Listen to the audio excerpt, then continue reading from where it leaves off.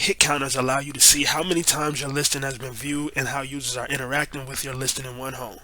To view hit counters, go to My Listings and select My Hit Counters from the Show menu. Client Portals counts the total number of client portals that your listing was sent to in one home. The listing may have been sent directly by their agent or through an auto email. The Client Views column indicates how many times users have opened and viewed your listing. Keep in mind that this number includes all clicks, not just unique ones.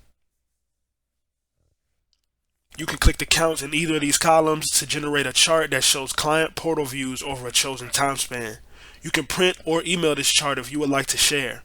For in-depth listing tracking across websites, we recommend using ListTrack, available as a user benefit on the MLS dashboard.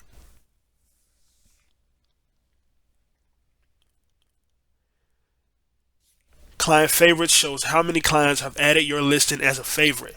The possibilities count is no longer used as One Home simplifies the consumer experience with only a single positive favorite or negative discard category. Any listings previously marked as possibilities are now favorites. The auto email column shows how many auto emails include your listing in their search criteria. Previous 14-day views counts how many unique views your listing has in the past 2 weeks. And unique views are counted when the listing is opened by a new user. So this count won't include multiple views by the same person.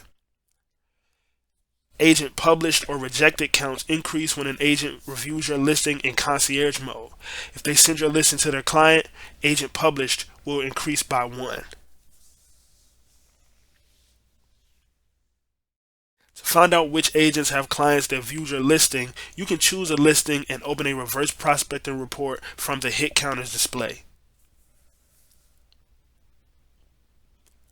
If you have any questions that were not answered in this video, reach out to us by emailing mls@cvrmls.com.